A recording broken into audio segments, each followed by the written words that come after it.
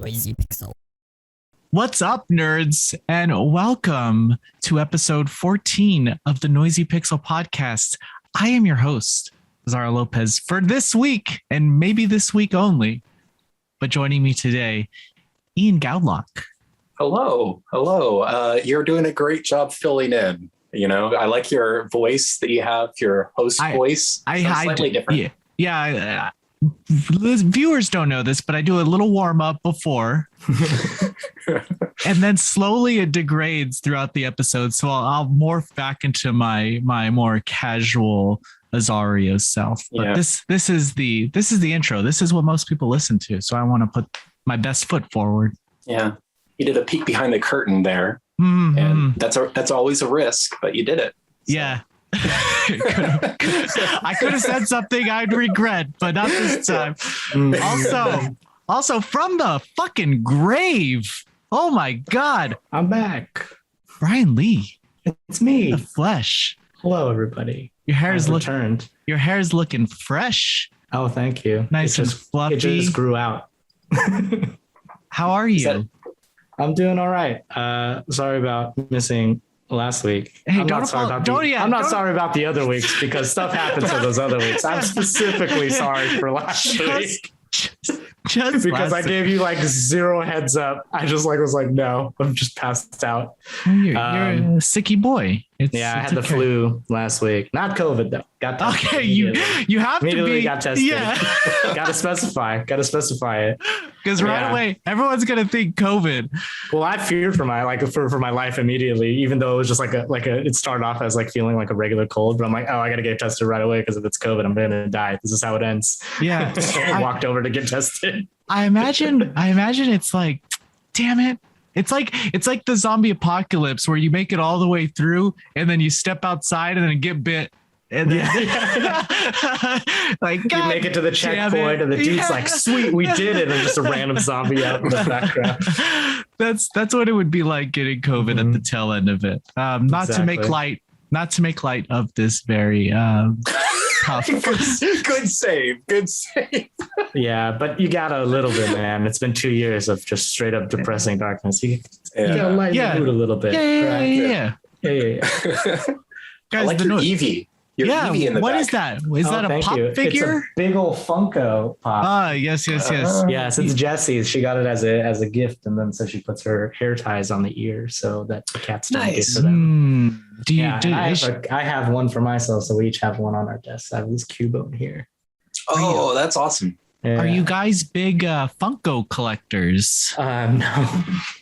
Honestly, we didn't even buy these Funkos. These are Funkos that were given to us. Yes. Yeah. It'd be a cold day in hell when I spend money on a Funko Pop. The only Funkos I bought was I bought the gelatinous cube one for Dungeons and Dragons because it was pretty cool, and it's a limited run, so I went and bought one. Could you use it as a marker on your map? Could you use it maybe as a boss? You could for like a big old gelatinous. It's huge. Okay. So yeah, it would probably be like maybe would fit a 4x4 square. So that's like 20 feet in universe feet of space. You guys, for listeners and viewers who don't know, the Noisy Pixel podcast is recorded every week. Except for last week. It was recorded though, so technically not a lie. It was recorded. It's just not mine. Audio mistakes. It wasn't even a good episode. It's not like you missed out on too much. It was but this week we're back and the podcast is posted everywhere to podcast services on Tuesdays every week. So be sure to subscribe and leave us a comment. We're on the iTunes and the YouTube, so check us out. Today, we're going to be talking about a few news pieces and maybe what we're playing / doing, maybe if you're lucky.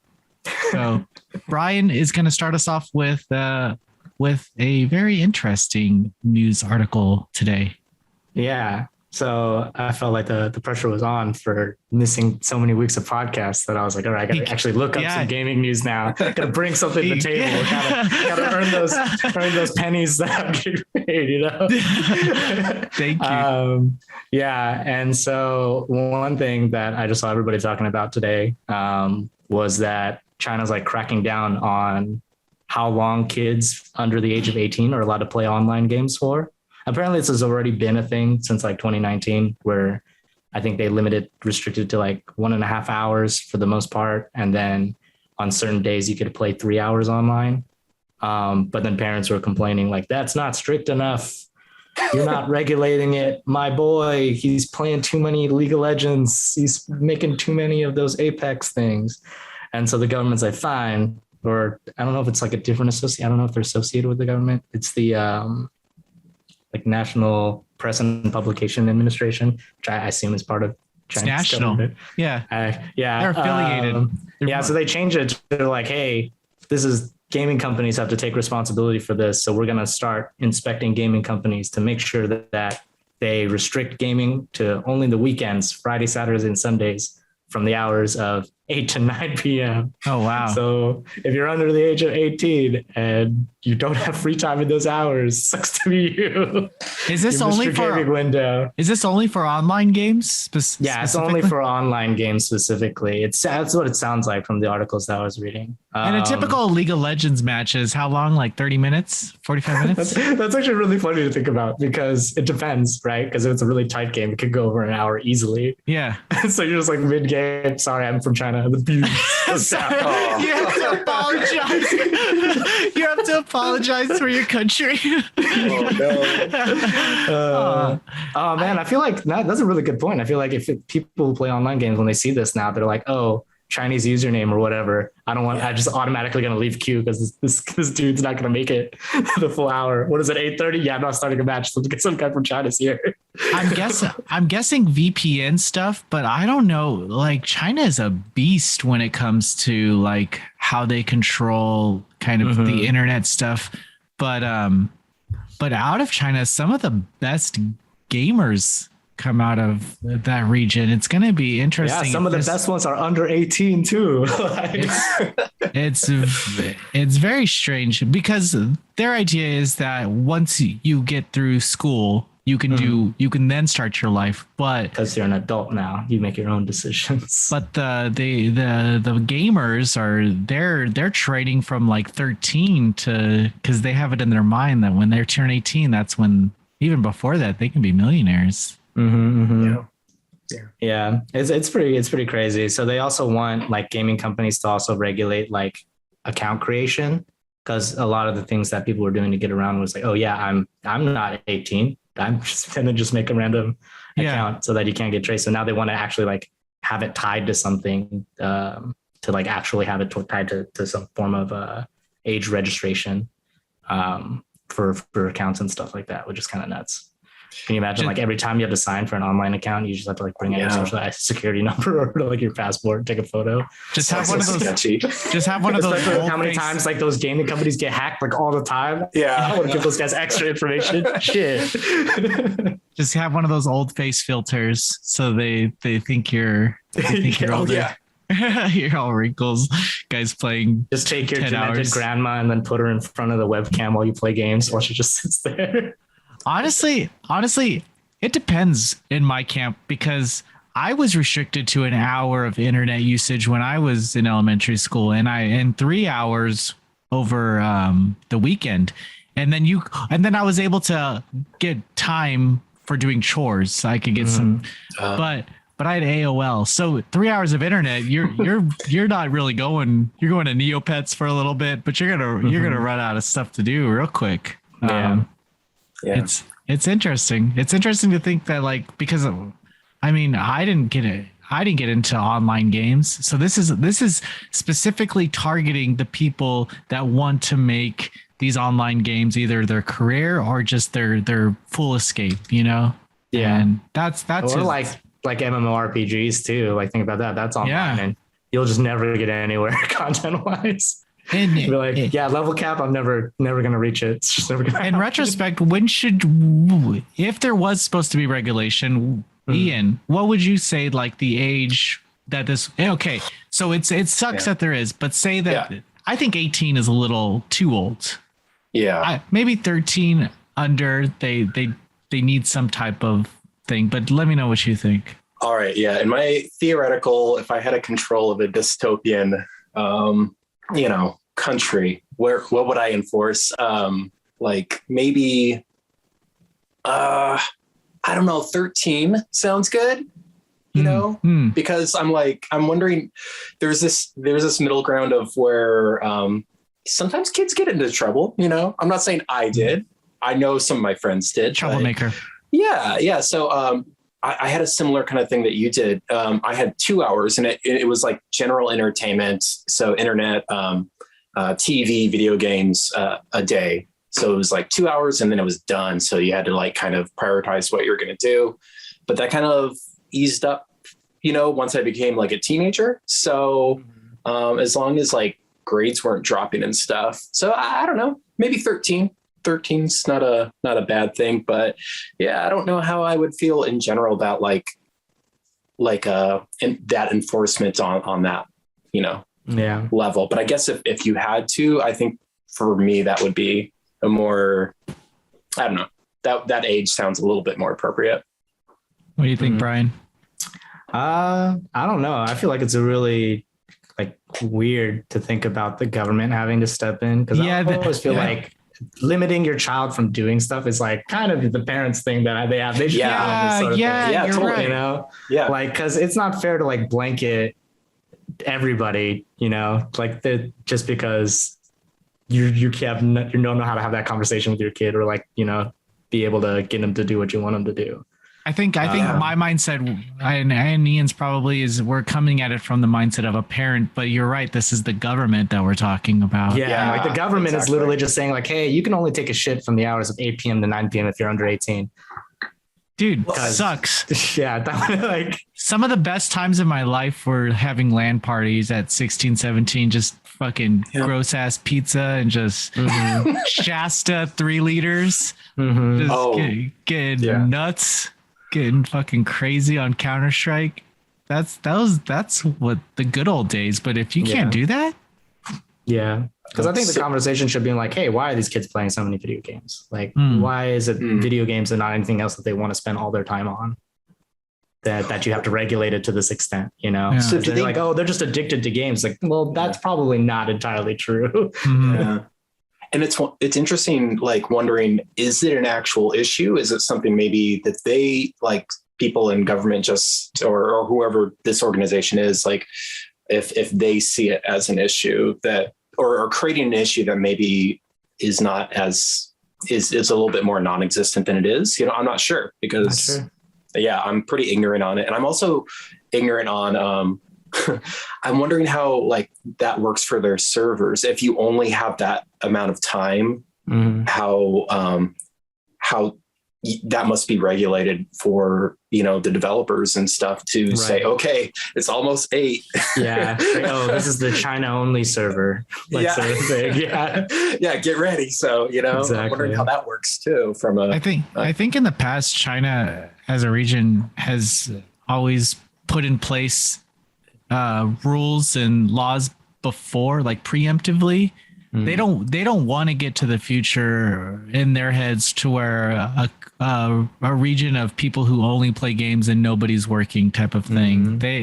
And their preventative measures are very intense sometimes, and it's a struggle out there, really, in that you see it all the time in like other aspects of that country, and this is just one other thing that's going to get this younger generation to rebel. You know, it's like it's taking that power away from the parents is now hurting their relationship with their parent, because like, hey, I want to play video games, why am I not allowed? Now it's on the parent. Oh, well, I have to explain to you that the government is like this. Why is the government but very preventative, you know? If enough generations go through this and it's just second nature, probably no one will care, you know? That's the idea, right? It's to get through this.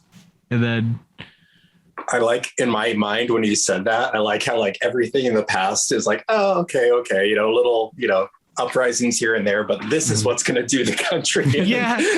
Well, I think it's also like interesting because like when you restrict something more, the more people will actually like want to do it. I guess like if you think about how like they age restrict like alcohol and stuff like that, but if you go to like Europe, people don't really like care about alcohol as much as like people in America do, because in America you can't have alcohol till you're 21. But in Europe, they're like, yeah, alcohol is just like whatever. Like I could have had it whenever and I don't care about it. Yeah, there's huge cultural shifts. The social media aspect in there is all regulated already. Like it's tough. It's tough in there. And where they grew up with this, it's like, whoa, like, you know, it's for us, it's crazy, but for them, it's just another day. You know, it's like, but we can't put. It's tough to put our ideals onto another country. It's true. Yeah. It's true. Because we're coming from an American perspective. If anybody is from the country where this is happening, please let us know. Let us know what the thought process actually is behind this thing. Because I'm very interested in how actual families are going to be approaching this. Especially because like video gaming is like a big industry in China. So that's also like weird that the government's regulating themselves, but also it's kind of like hurt their economy a little bit. Oh yeah. How much money the gaming industry brings in. There was a weird ass MMO that launched in Steam Early Access from China region only. It just launched in English today. I can look up the name because I wrote the article about it today. But on its early access in its first month, 1.8 million sales. And this is China only. That's it's wild. Called Tell of Immortal. And I know you've never heard of this game, but 1.8 million sales in its first month. That's pretty crazy. Wild. Crazy. Yeah. Crazy. And that's an MMO, you know. Now I love Chinese developed games. So if this hurts that community, it's gonna hurt me. It's gonna hurt me. But like you were saying, maybe it is not a huge jump since it was, Brian, did you say it was an hour and a half and now it's going to be an hour? Yeah. So maybe people are used to it. It's like, oh, we're stripping it down by just half an hour more. Yeah. And then, Yeah, I think the security things of it all, like how they're going to take pictures and stuff, that's overkill, you know? Because honestly, if they're going to go to that far extent to defy your rules, just let them fucking do it, you know? Yeah. Because like how much can you actually regulate this sort of thing, you know?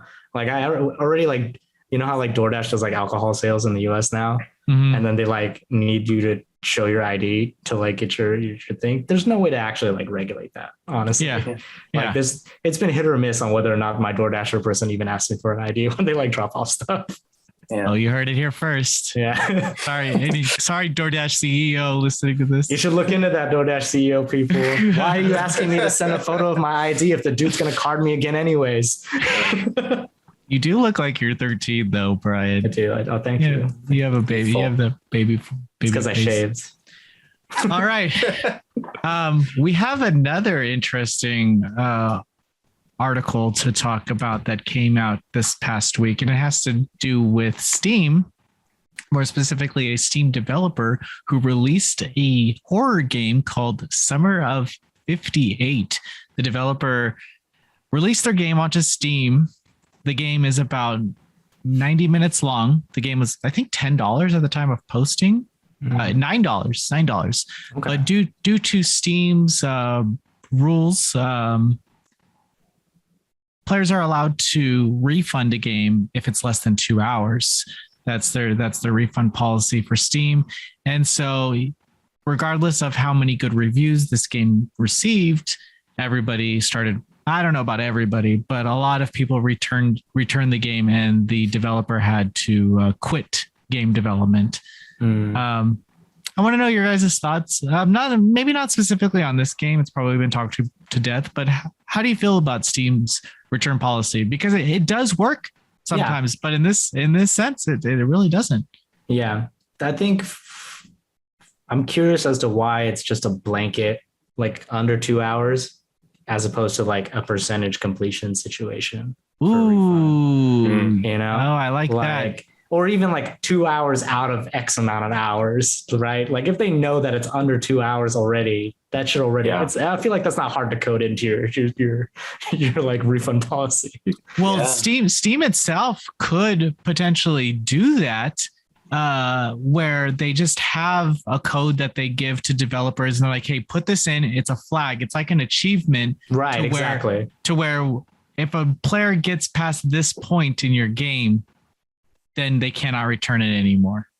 You can put an achievement in. No refunds now. Just pops up. It could totally be an achievement. For the long haul is the name of the achievement. I just know. Interestingly, some games don't even have achievements, but like if they beat the game and they return it for their full refund, that kind of sucks. Yeah. More so because developers go to Steam because I know Steam takes a hell of a lot of money, but the storefront is so beneficial to indie developers. It's insane how that's why no one goes to HEO, and it's a humble store is, it's all about Steam. That's where you're going to get the most. Have you ever returned a game, Brian? Me, I think I've done it once. Oh, you're a bad guy. A game. Mainly because I literally played it for like 5 minutes and I'm like, oh yeah, I don't like this game. And I returned it like immediately. It was like one of those situations where my friend was like, hey, play this game with me. And I'm like, okay. And I downloaded it. I was like, no, I hate it. And I turned it back in. I won't say what the game is. just, yeah. I will say it's interesting if he just saw his like bank account going up and then slowly going down. It's just that would be the worst. Can you take it out? Like, I'm sure they have a balance or something. Because it was worse because the game, that specific game, was getting good, like decent reviews. Like people actually liked it and they enjoyed it. But then all of the refunds made it so he wasn't profitable. It's funny because PC games generally, like when people are trying to be assholes, they'll just steal the game, pirate it. I'm sure you can find the exe of this game somewhere on the internet. But they went through all the trouble of buying it, writing a review, and then refunding it. Yeah, it might not be the same people. The people who do leave reviews, maybe they didn't refund it, but there could be people who played it. And Ian, would this make you quit game development if it happened to you? It would be very disheartening. Yeah, I feel really bad. And hopefully with this specific case, maybe that would get more people to say, no, I'm going to support this game and actually go out and buy it. So, I mean, I'm hoping that's going to be the happy end of this, but I can't tell you how many games I've played that are under an hour, even newer games, a lot of newer games, actually, especially horror games, like a lot of indie horror games are under an hour. And I'm trying to think of like Five Nights at Freddy, if that was a big thing, right? And and technically you could beat that under like a half an hour, So like, if something happens to a game like that, I mean, that would be totally different for that whole franchise. Yeah, that's very true. So it does suck that people are, I feel like, really taking advantage of that. Especially, I don't know. We've had these conversations a lot. I know even with our own viewers about what they feel like is the right amount of price for length. And length is not a huge issue for me most of the time. It's more about the experience for me personally and what I get out of that. And I guess I know not everybody feels the same way, so I don't want to minimize that, but I don't know. I think there should be a balance there where just don't give these developers any money because you're not happy with the amount of time, or you just see a loophole that you can take advantage of. So, I think one thing, I was talking to this with my friend and he was like, oh yeah, it does, price point is kind of a part of it. Like say it was a $40 or $50 game and you're expecting to get a bit more mileage out of it. Like, even though the experience itself was good, it felt a little too short for a person to be warranted, like say a $40 price point.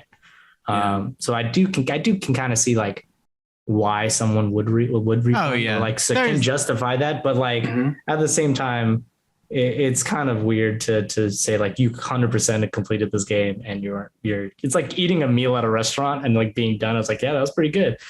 I'm not paying for it. That's what I equate to. Like, it's like you ate it. It's done. It's been consumed. And generally, I think that $14.99, $19.99 games, that could be a 2-hour game. That's fine. I'm fine with that. I agree. Yeah, it's $40 is a steep asking price for a 2-hour experience for sure. That's a little steep. I'm kind of interested to know how this developer was getting no press before that, but then he just like complains about what happened in his situation. And I bet this is the most press his game has ever received. That's true. I would not have heard about this game otherwise. Yeah. I'm sure he's sitting fine right now. I'm sure he's going to enter game development again because generally people have a nice they want to help out, they might not even play the game. They'll just, he could even do something really cheeky where it's 2 hours and like 1 minute or something. Yeah, the developers are like forced to do like post game content now, right? To keep players playing. Like he could have just put an infinite rocket launcher in at the end and that'll stretch. Like just to patch it out, like just so that it's 30 minutes of rocket launchers at the end of it. Just the credits is 30 minutes long, but it's interactive. It's all the people that refunded his game in a credit scroll, and you shoot him. Yeah. What game was it where you can like get in a little spaceship and shoot the after credits? I forget. Oh, Bayonetta could do it. I think the Bayonetta had a thing like that. I know Smash you could do. That's what it's Smash Bros is the one that I remember. Oh, sorry. I gotta remember who I'm talking to. Yeah. Oh my God. But this is an interesting story, and I do hope that Steam comes up with some type of thing. But you know what? The internet is just crumbling right now with scouring to find fixes for every little thing. You got Twitch looking for I heard about those hate raids. Fuck? What the fuck? I've learned I hate learning about stuff on the internet because then I go down this like rabbit hole of like things I don't give a shit about. I don't care about Twitch, but here I am learning about people with way too much time on their hands. I feel like COVID's given people too much time on our hands. That's what it is. More trolling, and so they're like, I'm bored. We got to figure out new ways to like mess with people's lives. Like, we got to find new ways to be assholes. Let's do it. But enough about them. Let's talk about us. Is anyone playing anything right now?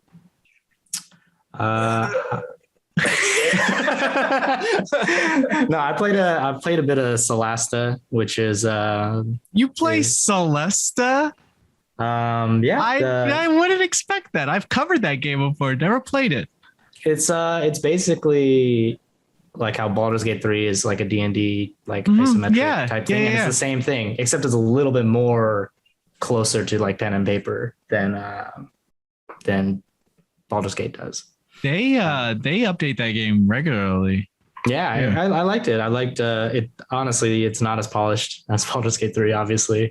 But I like I like how it's trying to lean more into making it a D&D tabletop type experience where you like can make your whole party from scratch. You don't need to like worry about running into NPCs that like the game developers made to be forced to put them in your party. You can make your whole party from scratch, which is cool. So like you can choose what classes your party's made out of.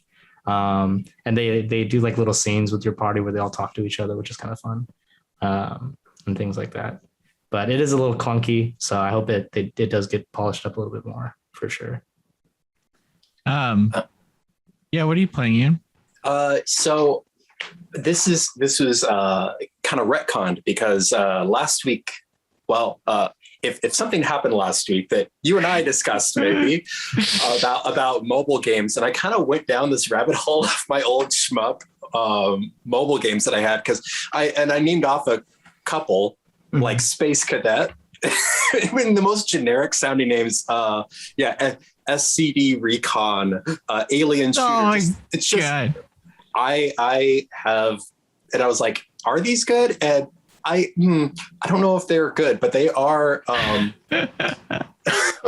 they are entertaining, and they gave me a good time, and they are nothing new. And if you have played most general shmups, it won't probably be super exciting, but I kind of went down a rabbit hole of revisiting that this week. So I know we had a question that was basically mobile games that aren't super gotcha, and that caused me to go back and revisit a lot of that. So that's what I've been doing. I played too many games, more games than I want to play. just wrapping stuff up before we go to PAX West. Ian will be with us. We're going to have Mark and everyone with us. So I've been playing Maneater. There's some DLC coming out that'll be out tomorrow. Shit, I don't know. A lot of crap. I'm playing some good stuff though. Just September is fucking packed. So everyone, hold on to your butts. It's going to be a wild ride. But on that note, we are going to PAX West and we'll be there. Hopefully we're going to record a live podcast. So we'll bank it for next Tuesday. So you'll get a nice live one of us, just being us, just being friends, you know, nothing's going on over there. So it's just going to be, I don't know. It's weird. It's going to be a little strange. It's the first event in 6 years that I've never booked any schedule. No one has a schedule. We're just walking in there, dicks hanging, swinging,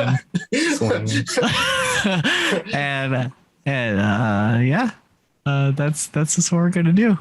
Yeah, it'll be interesting. I have no idea what to expect because last time we did anything public was PAX East. PAX East, yeah, PAX East. So that was we had a very strict schedule of we had to be in certain areas at certain times, and yeah, not so much this time, huh? So I'm sure that'll be really fun though to meet some people that maybe weren't planning on it. Yeah, and you can extend your conversations with developers and get to know them on. You're not subjected to 15 minutes. You know, you can. Yeah, where they rush you out the door right away. Yeah, next one. So hopefully it's like that. We'll see. If anything, it's going to be Noisy Pixel bonding session. You know, we need a vacation too. We love each other. So that's just how it's going to be. That's just how it's going to be. I wonder if any of our listeners are in Seattle or watchers. Yes. Yeah. If you go and you see us, say hi. And we'll send off. But that's it, okay? Yeah. And flip us off. Fuck you, nerd. Yeah, Zario will first be upset about it, but then he'll realize he said this during the podcast. And he's no way. That was a fan that I just beat up. We're generally really nice people, but we might talk too much. So don't think that we're the cooler people that try to rush you. We'll sit there and we'll talk to you. Yeah. We'll tell you everything we know. Just a real hostage situation. Yeah. Once you get in a conversation, we'll keep you in that conversation for a while. You're going to pay for it. Just take a deep inhale and just go, well, and then start walking away from us. I like how this started off to hey, say hi to us. And then you're threatening. Yeah. You're going to be my fucking friend and you're going to like it. Here are some ground rules for meet and greets. Yeah. It's for your own safety, not for us. We like to talk. So prepare yourself. But thank you so much for listening and watching and hanging out. Have a great week, and we'll see you soon. Goodbye. Bye.